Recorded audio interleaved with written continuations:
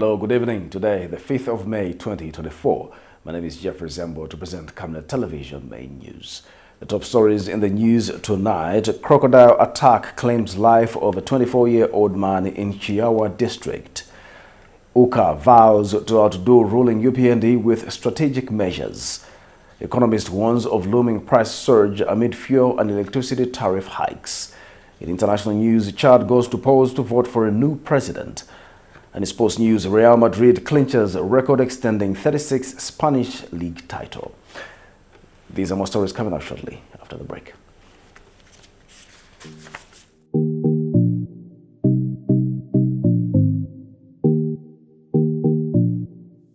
With this impending drought, it's time we look to alternatives of sustaining our crops.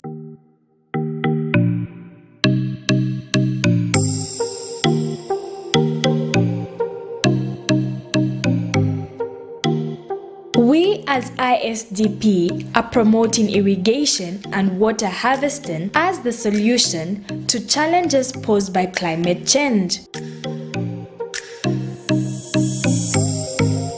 Watch our 13-week series as we unfold the solutions for our crops. Catch us every Monday at 20:40 hours, repeats every Tuesday at 19:10.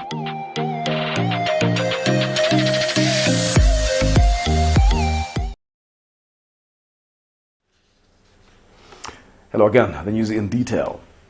A group of 32 farmers in Chiwambo district of Central Province have applauded the importance of organic farming training that the development aid from People to People DAP has provided.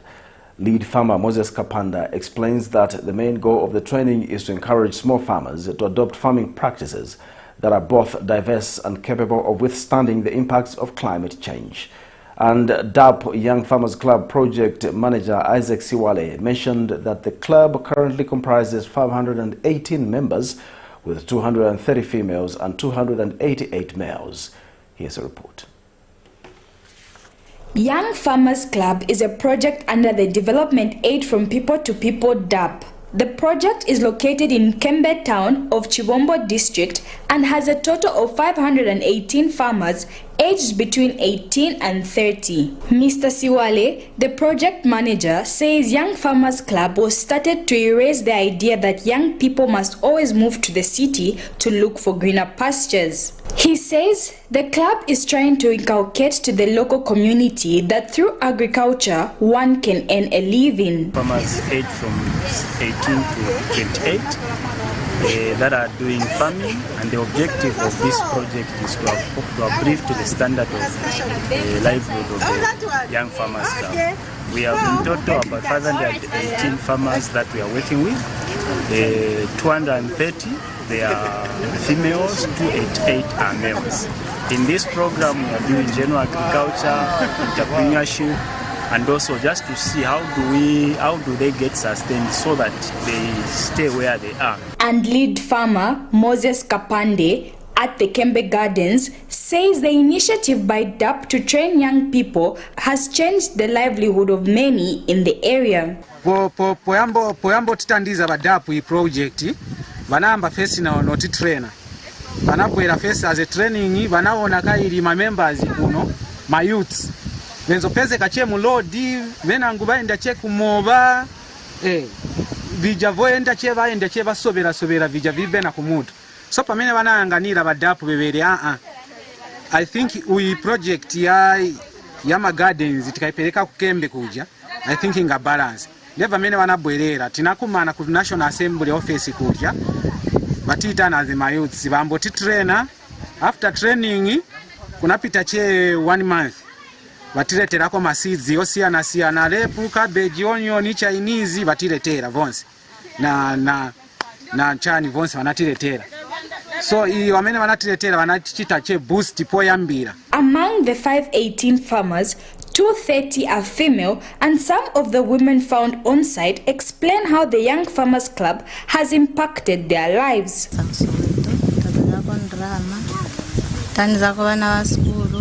brava kuja kwa nyumba na vinangu vye vimafunika so tonga ziko mpotitandizirako kugula vakudya kaisi tinalime this year milisi inachita chayi sinagwire bwino so if tikalima hivi then tikaguliza twagula vakudya tikalima beetroot ikakura paja tapeleka kusoweto imatipasako kapezako masaka yaviri makona 2000 kabwera paja tapelekako vana kusikuru tagulako vakudya na kupaseleza. And DAP Managing Director Elise Sorensen says the organization is looking for more funding to upscale the Young Farmers Project to other areas. We like to expand, so we are really also lobbying to and finding a different type of funding because the funding we have now is not sufficient to scale up. Okay. But we really are looking for additional funding. Okay. Because we think it's very good and it's very nice to see these young people how much they are doing. With the current high cost of living, it is imperative that people begin to grow their own fruits and vegetables. Cherish Sibote for Camnet News, Lusaka.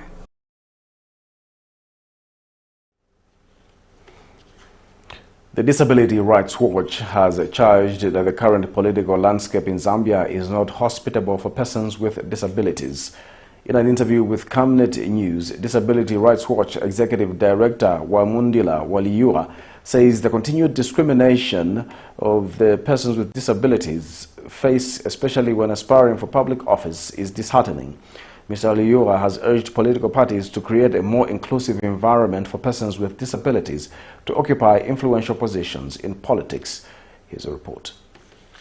Politics play a pivotal role in shaping a nation's development agenda as it determines policies, allocates resources, and establishes priorities. A politically inclusive system ensures that the voices and needs of all citizens, including persons with disabilities, are represented and addressed. By actively engaging in diverse perspectives, political processes can better identify and respond to the challenges facing society, leading to more comprehensive and equitable outcomes. However, the exclusion of persons with disabilities from political participation poses significant barriers to national progress. Because of this, the Disability Rights Watch has described the current political landscape in Zambia as unaccommodating, citing the discrimination and stigma persons with disabilities are subjected to when seeking public office, especially women.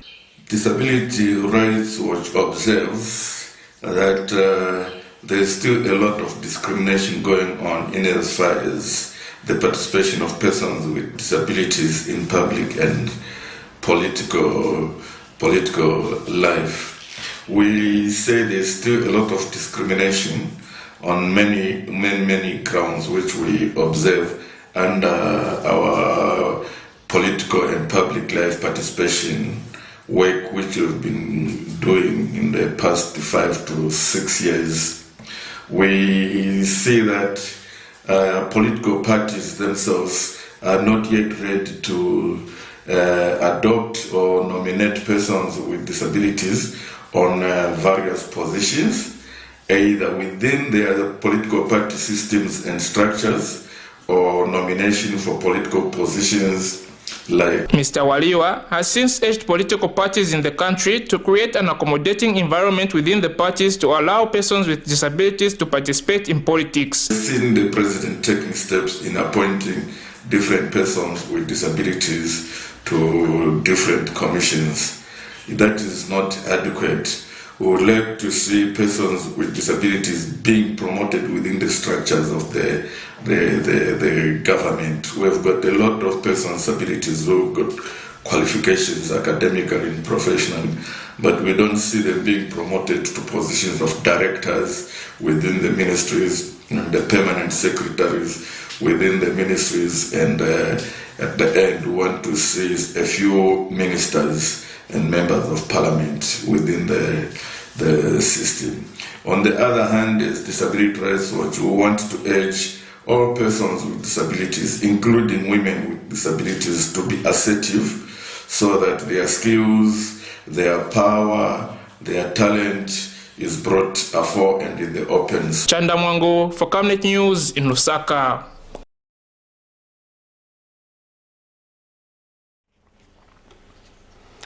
Government has reserved more than 600,000 kwacha for the construction of an irrigation and water reticulation system in Mumba's Chibuluma Chiefdom under the 2024 Constituency Development Fund (CDF).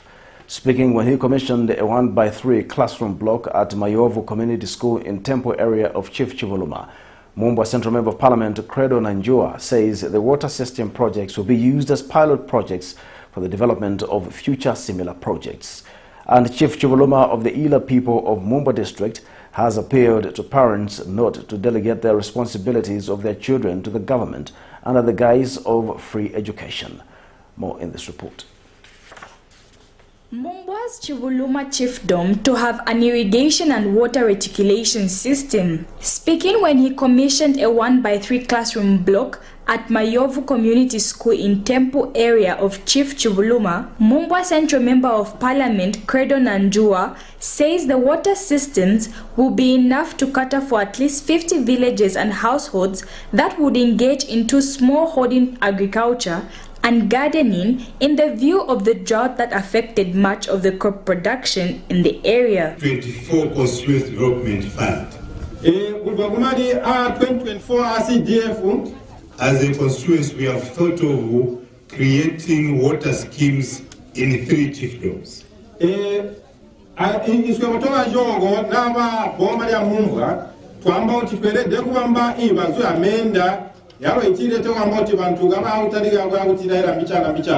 water scheme that can service about over 50 households who can do gardening, and also they can plant small areas of maize.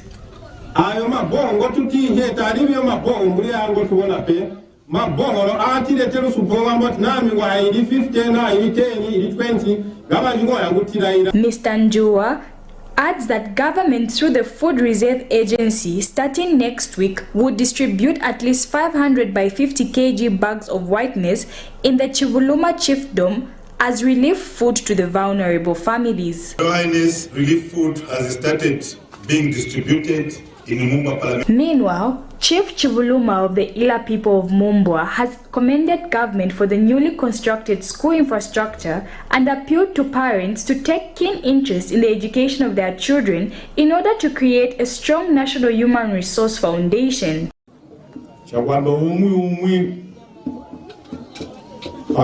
Azume kwamba mwanangu uraiya kuti chintu chikazo chino mandika kuri umwe chakwamba ti mwana ava kuchikoro kwakushibira ti mwanangu ita kono tubone mabhuku mwana ukuchikoro urakuri birikati ndeshika vatavarambuzha ati ndareba kuti noti mweshikira ati vika mabhuku koyo kanda urembwe no. And school head teacher Ms. Rehab Kelumelume says the school that has a catchment of over 10 villages with the furthest being 16 kilometers is assured of an improved passing rate of grade 7 level and will now have its own examination center. It's a very good transition because we as you can see our children are very happy, including me. I'm happy too because a big development, it's a milestone. So we really thank the government for coming to us on time, and they really listened to our plea, and they have answered us with a very good, nice gift. We really appreciate for their gesture. Cherish Siwote for Camnet News, Mumba.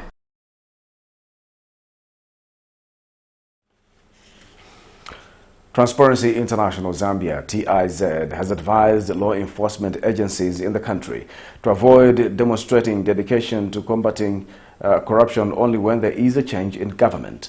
In an interview with Camnet News, TIZ Head of Programs Raymond Mutale reiterates that law enforcement agencies should ensure that reports on illicit financial flows and other related corruption cases are fully pursued until possible convictions are secured. He also suggested decentralizing agencies like the Drug Enforcement Commission and the Anti-Corruption Commission to various regions to bolster the fight against corruption. Here's a report. The fight against corruption has and still remains a source of concern among many citizens and stakeholders in the country. Since time immemorial, there has been a growing trend by law enforcement agencies in Zambia paying their allegiance to the government of the day, a practice which, in view of various interested stakeholders and institutions, among them the Transparency International Zambia, TIZ, has been detrimental in the fight against corruption. With quite several reports and cases taken to the law enforcement agencies, resulting in ineffective or no conviction at all judgments, concerns have arisen from many stakeholders and the public at large. Transparency International Zambia has expressed worry at the behavior by law enforcement agencies in Zambia only appearing committed in the fight against this vice when there is a change of government. TIZ Head of Programs Raymond Mutale has described the act as detrimental to the country's growth as resources are being lost at the expense of Zambians. Why should the same institution behave differently depending on the regime that is ruling at that particular time?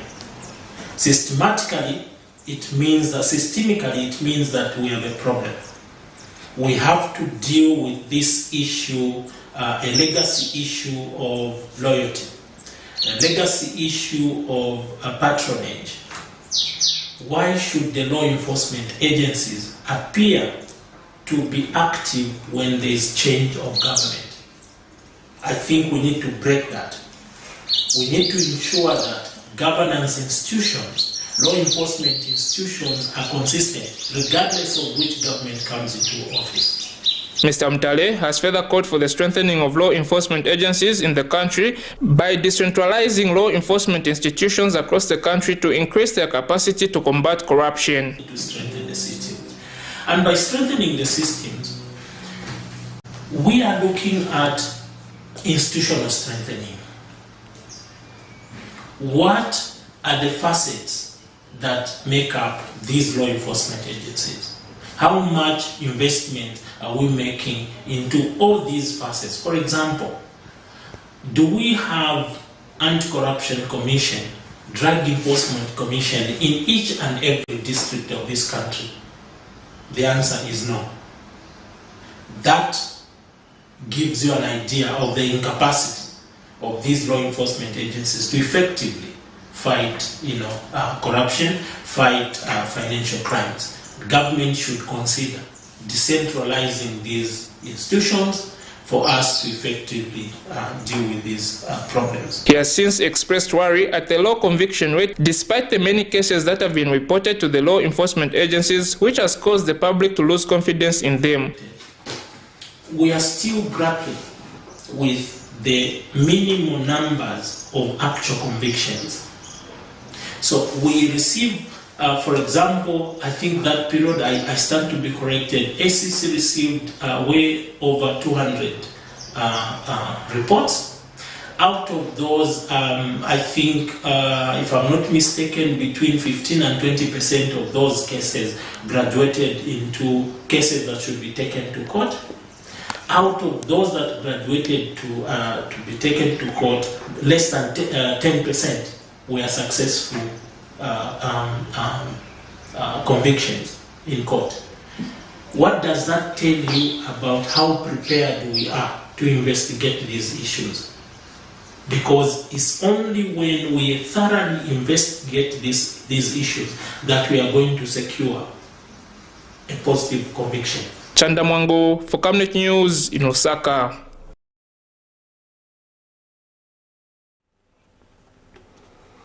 Former Minister of Commerce, Trade and Industry Bob Sichenga says the collapse of many Zambian industries, such as Mulungushi Textiles, was attributed to privatization and the lack of essential items in the production value chain. In an interview, Mr. Sichenga stressed the need for a shift in the country's economic direction by identifying local production capacities and reducing reliance on imports. Mr. Sichenga has advocated for the implementation of deliberate strategies across all sectors to foster national growth. More in this report. For almost 3 decades, Mulungushi Textiles was at the core of Kabwe town, providing a livelihood for thousands of the town's residents. But in January 2007, the factory, co-owned by governments of Zambia and China, collapsed. At the time of its closure, Mulungushi Textiles employed 1,005 workers, about 2,000 cotton farmers were also directly linked to the factory, supplying the raw material to its ginnery. Commenting on the issue, former Commerce Minister Bob Sichinga says privatization led to the collapsing of most Zambian industries. Mr. Sichinga says the way forward to resuscitating manufacturing in the country is to have deliberate interventions in place in areas where these industries exist. That was still a problem. It had not been resolved at all. But the privatization deprived us of output in those areas. There was what we call the cotton value chain, okay, where we were producing towels in Ndola, we were producing blankets in Livingstone, we are producing cotton, a lot of it from Chipata, from Eastern Province. In Ndola, there was several textile companies that were operating in Ndola. Okay, and because of the privatization, because of the difficulties that arose with that value chain, the cotton value chain, we were no longer producing that. Okay, so what I'm saying is that if you take off some of the things that you need in your own economy, let's take food commodities. Right now we're importing 400 metric tons of bananas. We import, all right? He says, as a country, we have plenty resources to produce what we eat and eat what we produce. Mr. Sichinga has urged the government to implement schemes in various parts of the country that can produce majority of the edible products we import so that we strengthen the economy by cutting down on imports. If it's private sector driven, it tends to be more efficient, or indeed for that matter, our own people. So I am saying to you that the opportunities are plenty, but we need to develop deliberate programs, deliberate, and I said deliberate, with measurable quantities that we want to be producing. Number one, to do import substitution. Because let me ask you this question, you're talking about commerce.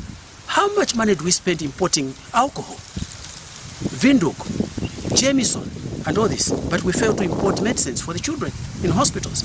How can that be? What manner of people are we? We're not importing medicines, but we're importing alcohol. You import wine because we have nobody who's producing wine. If we didn't have Jameson, if we didn't have wine, if we didn't have Vinduk, would we die? Would we die? On June 4th, 2022, the government, through Defense Minister Ambrose Lufuma, said it was looking for a total of $100 million to recapitalize the ailing Mulungushi textiles in Kabwe district. Mr. Lufuma revealed that the UPND administration has faced challenges in revamping Mulungushi textiles due to the debt stock the country had. Now that the debt has been managed, one is left to wonder if life will return back to Kabwe town. Cherish Sibote for Camnet News, Lusaka.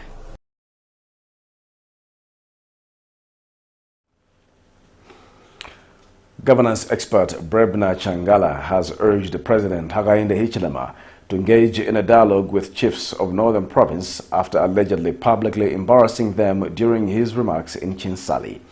Mr. Changala has emphasized the cultural significance of visiting traditional leaders with gifts and questions if the chiefs actually requested money from the president. Last week, President Hakainde Hichilema, while meeting 11 Muchinga Province chiefs, stated that unlike the previous administration, the UPND does not engage in the practice of distributing money when visiting chiefs. Our chiefs in Northern Province. And one thing that he must disclose, or the chiefs must disclose, did they beg him for money for him to issue that statement that he doesn't give money? He has no Kasaka Kandrama like the Patriotic Front and Lungu had. That is demeaning to our local chiefs. That's an insult. But before I go further, I still demand, in that assembly or in that meeting between the chiefs in Chinsali and the Republican president, is there any chief that begged money from Mr. Hakainde Hichilema. If there was, I'm sorry. But if there wasn't, Mr. Hakainde holds the chiefs and their subjects an apology. He calls them together only to embarrass them. That these are people who will only go to see a president because they needed cash from him. And traditionally where we come from, you do not go and meet the chief without any gift. This is an historical act and a form of respect when you are visiting their Royal Highnesses. And for him to embarrass them publicly that they were begging money from him and he has refused to give them is a red line. Is a red line. And I ask his handlers to manage the mouth and actions of our president. You're watching Camnet Television News. We'll take a break. We'll be back with more news shortly after the break. Are you looking for a reliable and efficient courier company with international standards? Then let UBZ Courier, your trusted partner in swift and secure deliveries, be your ultimate choice. Whether it's a small package or a hefty consignment, UBZ Courier handles it all, locally and internationally. Our modern call center ensures personalized attention for every client. For seamless deliveries within Zambia and beyond, trust UBZ Courier.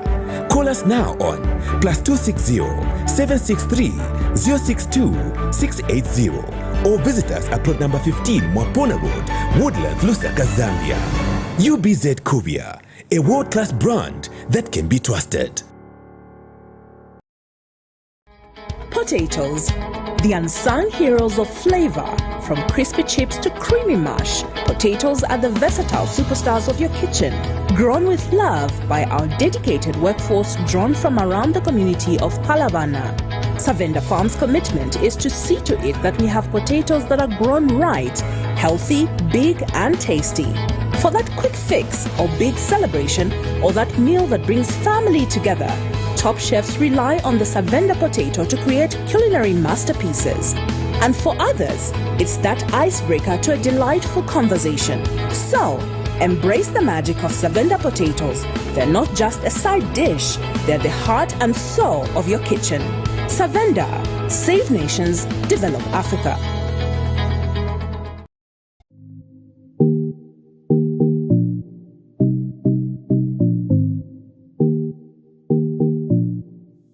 With this impending drought, it's time we look to alternatives of sustaining our crops.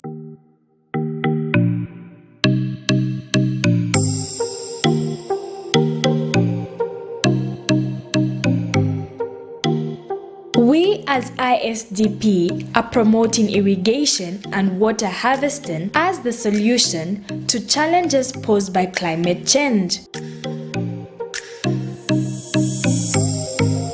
Watch our 13-week series as we unfold the solutions for our crops.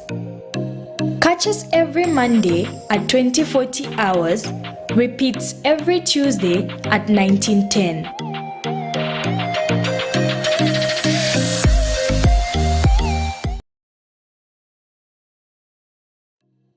Enjoy the benefits of an instant loan with us ranging from 1,000 kwacha to 750,000 kwacha paid express once collateral is viewed, valued and verified.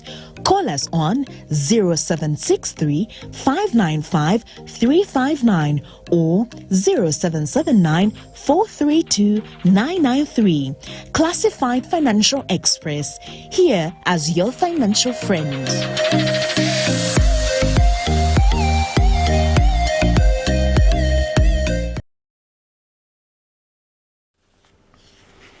Welcome back. We'll continue with the news. The United Kwacha Alliance, UKA, has asserted its confidence in winning the 2026 general elections, citing strategic measures implemented to secure victory. According to UKA Interim Chairperson, State Council Sakiwa Sikota, the alliance has studied the tactics employed by the ruling UPND and has devised effective strategies accordingly. He further emphasizes that the alliance's ambitious objectives will be realized through the implementation of these measures. The first and second goals were met with 100% success rate. All of the other goals were achieved to very satisfactory levels. More work, however, needs to be done, and the process has allowed us to identify which areas we need to tweak and work on. The other positive gain was, of course, learning the tricks and tactics of the Imingalato crew. Having seen some of their tactics, we are developing effective countermeasures that are Imingalato-proof. Whenever one has a mission, it is important to have tests done to perfect the plan. It would be folly for us not to do these test runs before the 2026 election, only to discover all sorts of glitches and problems when trying to execute the real deal. The Americans only landed a man on the moon after 11 Apollo rocket tests and launches. Apollo 11 was the real deal after some failed tests from which they learned. Some say we have ambitious goals of winning the 2026 elections. To those who say so, we encourage them to look at John F. Kennedy's famous speech about landing on the moon. On September 12, 1962, President Kennedy delivered a speech which is still remembered and celebrated today as a powerful example of a visionary leader and the power of setting ambitious goals. The first and second goals were met with 100% success rate. All of the other goals were achieved to very satisfactory levels. More work, however, needs to be done, and the process has allowed us to identify which areas we need to tweak and work on. The other positive gain was, of course, learning the tricks and tactics of the Imingalato crew. Having seen some of their tactics, we are developing effective countermeasures that are Imingalato-proof. Whenever one has a mission, it is important to have A 24-year-old man has died after being attacked by a hippo on the Kafue River, while another has sustained serious injuries. Police Deputy Spokesperson Danny Mwale says the incident occurred on 4 May 2024 around 05:30 hours in CHIAWA district when Mugali Zezai, 24, and Jeffrey Chilando, aged 54, were trying to cross the Kafue River. He explains that two survived the incident, but Zezai was caught by crocodile as they were swimming to safety. One person is feared dead, while the other survived with injuries after a dugout canoe they were traveling in was hit by a hippo on the Kafue River. Police investigations indicate that the victims were attacked as they were crossing the Kafue River on May 4, 2024, around 05:30 hours in CHIAWA district. The two survived the incident, but Mugali Zazai, 24, is believed to have been caught by a crocodile as they were swimming to safety, while Geoffrey Chindalo, aged 54, managed to reach the shore with injuries he sustained from the hippo attack. He was rushed to Kambale Clinic where he was attended to and later discharged. His condition is said to be stable. The search for the missing victim is ongoing. Economist Lubinda Hawazoka has observed that the recent increase of fuel and electricity tariffs will spike an increase of goods and services in the country, thereby ultimately affecting livelihoods of citizens. In an interview with Camnet News, Dr. Hawazoka says business across the country will be unable to produce at the optimum rate, thereby shrinking the country's economic growth, which depends on fuel and electricity. He adds that government should effect measures that will cushion the impacts of this development by way of strengthening the value of the local currency. Negative impact on business and livelihoods of citizens at large. When you look at fuel, it's a major cost component in terms of transportation and the cost of production. Especially when you have load shedding, people are using gensets, they are using petrol and diesel to basically as a source of energy. So when prices go up high, they have to pass that cost to somebody else, and that's the consumer. So we expect prices of goods and services to go high. The same effect comes with electricity prices, because electricity also is a major source of energy for used in production, and also in terms of households, they use the energy for cooking and for maintaining livelihood. So what is going to happen is that the increases in both fuel and electricity at the same time will reduce disposable income from citizens who will be unable to afford livelihoods, and also when you look at businesses, they'll be unable to produce goods probably at their optimum level.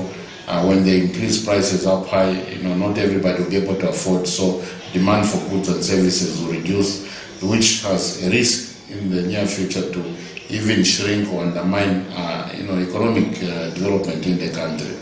I think my advice is for government to ensure that we reduce fuel prices, electricity tariffs. The reason why ZESCO continues asking for increased tariffs is that ZESCO is running foreign exchange loans for the many projects that they did, and they need an equivalent amount of money in dollars. Now, in an effort to ensure that the Holy Book, the Bible, is accessed by people in all the languages, the Bible and Literature Translation Association has trained 9 people in Mpulungu district to produce an audio Bible version in Mambwe. The 9, who include pastors drawn from different Pentecostal churches in Mpulungu district, have since graduated. Zanis reports that Bible and Literature Translation Association chairperson Jackson Katete has further encouraged pastors to endeavor to use local languages when spreading the word of God. More in this report.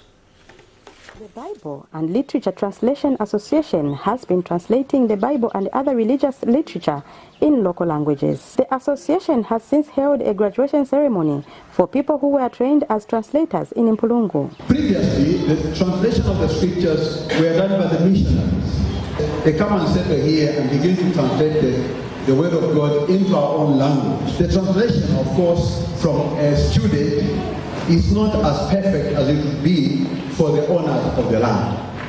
And it is for this reason that we thought that we should train our own people to do the translation. The Bible has been proven to be the best sustainer of our language. And it is for this reason that the Royal Highnesses should also take keen interest, because the linguistic culture of the people is preserved by the scriptures, because every day, every week, people are reading the scriptures in their own language. The local authority is happy with the coming of the association to Mpulungu. I would like to thank Belta for your coming into the district in line with your vision to translate the Bible into the local language, Wungu. This is not just a translation of the word of God, but it's also a life transformation and restoration of the language which was dying. The new Dawn government has been eager to reach out to all the people in their own languages. Meanwhile, the Mpulungu Ministers Fellowship had this to say.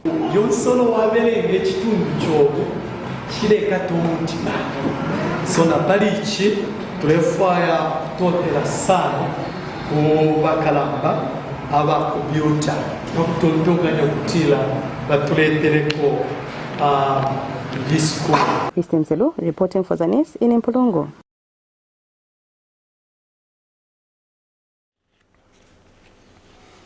The Fight Inequality Alliance, FIA, has urged government to revise its decision to scrap off subsidies, as the current economic landscape is becoming unbearable for many citizens.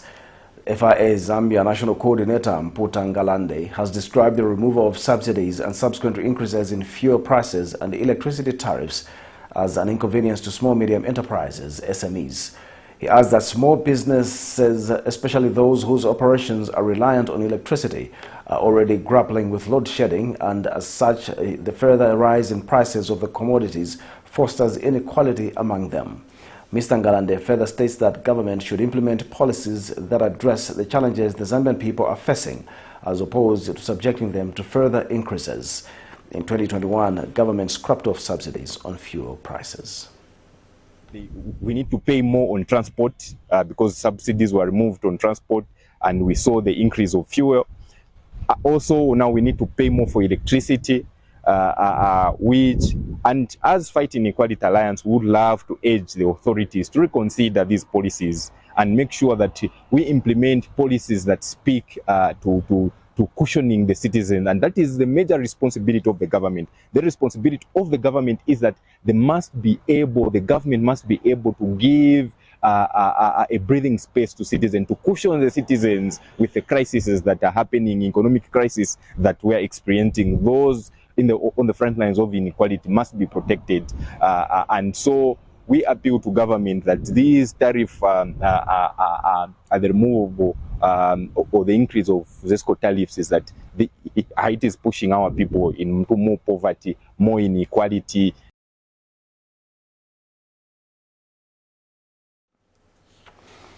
We'll take a break. We have international sports news coming up after this break. Get all the latest updates in court news only on Camnet TV. We take you and make you feel part of the court sessions through our in-depth coverage of the adjudication process.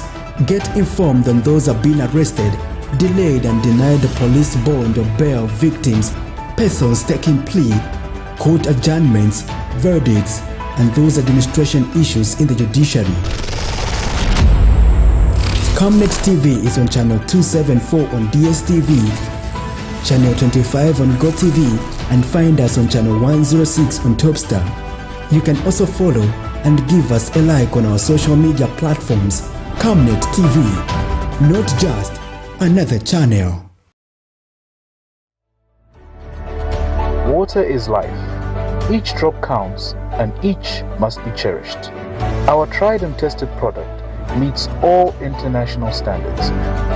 With our smart drip technology, we aim to deliver precision irrigation designed to reduce blockage and wastage, ensuring a high yield. RenGlow, your smart irrigation partner. Welcome back. And now in international news, candidates in Chad delivered their final campaigning messages on Saturday ahead of the country's first presidential vote since the death of longtime ruler Idriss Déby. Success Masra, currently Prime Minister of the interim government, is one of the main challenges. Speaking to supporters in the capital in N'Djamena, the former African Development Bank executive promised young people a better future and the creation of more jobs.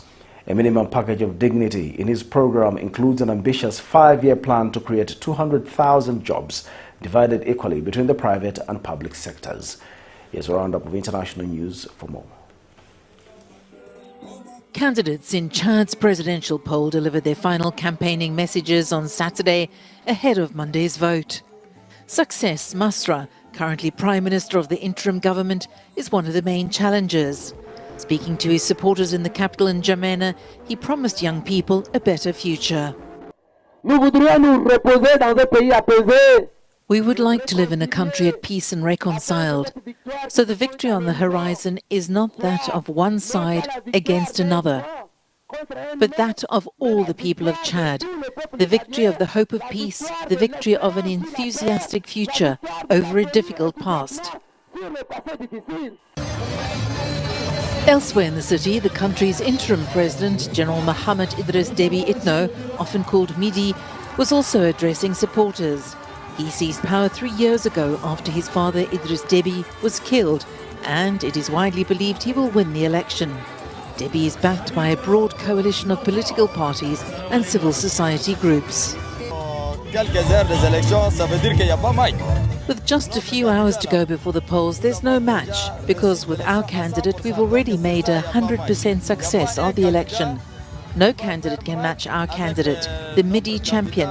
So don't worry, the choice is already clear. Some opposition and civil society groups have called for a boycott of the vote. Polling stations open at 7 on Monday morning. Results are expected on the 21st of May, with a possible second round on the 22nd of June. The Gambian capital Banjul, which is hosting the 15th summit of the Organization of Islamic Cooperation. World leaders from the 57 member countries are expected to attend the two-day gathering, which got underway on Saturday. A key focus of the meeting, which takes place every 3 years, is the situation in the Gaza Strip. Gambia's president said the crisis there poses a serious challenge to stability and peace in the world. It is essential to address the prolonged conflict in Palestine and the devastating wars in Gaza. Those encounters have caused endless human suffering for over 75 years. The OIC condemned Israel's attacks on Gaza and reaffirmed the organization's support for and commitment to the people of Palestine. Barrow said it was crucial that affected Palestinian communities were able to regain their dignity. We stand in solidarity with South Africa and all those who advocate justice and accountability, and we pledge our support for their efforts to seek redress for the victims of atrocities committed by Israel.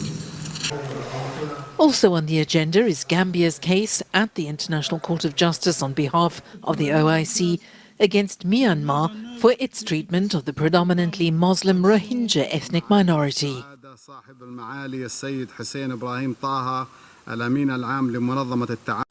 There's growing concern after prosecutors in the Democratic Republic of Congo initiated a judicial probe against Cardinal Fridolin Ambongo of Kinshasa, with the Vatican saying it's closely monitoring the situation. The Archbishop is accused of incitement after speaking out against insecurity in the east of the country. The remarks by the Cardinal hurt us so much. This is our country. If he was a real Congolese citizen, he wouldn't make such statements. He's supposed to motivate people in church. Nobody is above the law.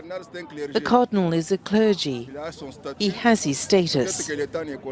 But, according to our constitution, no one is above the law. He's not the first to criticize the government, and he won't be the last. Prosecutors say Ambongo's comments in his Easter Mass were likely to discourage soldiers in the east and encourage mistreatment by the rebels fighting them. Opposition leaders say the state's case against the Cardinal sets a dangerous precedent for those wishing to criticize the government. The Catholic Church in the DRC has been a vocal critic of corruption, human rights abuses and bad governance for decades. Many Catholics here consider the government's investigation into Cardinal Fridolin Ambongo as sacrilegious. The move is likely to cause divisions in the country that's struggling to end a war in the east. Chris Ochamringa, Africa News, Kinshasa. And now in sports news, Real Madrid fans took to the streets of the capital on Saturday night to celebrate their team's record-extending 36th Spanish league title, and with 4 games still to play. The home team reclaimed the crown after beating Cadiz 3-0 earlier in the day, with Barcelona then losing 4-2 to Girona later. Only a victory by Barcelona would have stopped Madrid from celebrating. Girona, now in second place in La Liga, faces an insurmountable 13-point deficit with only 12 points left in play. Here's a report. Real Madrid have done it again. Fans took to the streets of the capital on Saturday night to celebrate their team's record-extending 36th Spanish league title, and with 4 games still to play. The home team reclaimed the crown after beating Cadiz 3-0 earlier in the day, with Barcelona then losing 4-2 to Girona. Only a victory by Barcelona would have stopped Madrid from celebrating. I think it was key that at the end of the season, when everybody was expecting Real Madrid to drop points, we didn't. I think it was also key that last-minute goal from Jude Bellingham against Barcelona that allowed us to maintain our distance in the standings. In general, it's been a season with a lot of continuity from the first until the final match. Girona, now second in La Liga, face an insurmountable 13-point deficit with only 12 points left in play. Madrid on Wednesday have a chance of adding to their unequalled 14 European Cups when they host Bayern Munich in the Champions League, with the semi-final evenly balanced after a first-leg draw.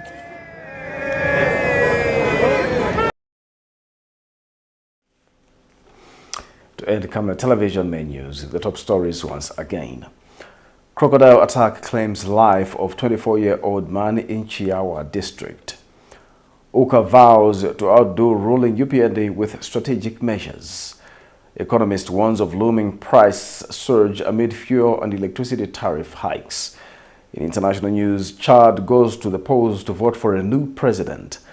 And in sports news, Real Madrid clinches record extending 36th Spanish league title. Our comment verse of the day is coming from the book of Romans 12, verse 12. Rejoicing in hope, patient in tribulation, continuing instant in prayer. Thank you for watching Camnet Television Main News. My name is Jeffrey Siambo. Bye-bye.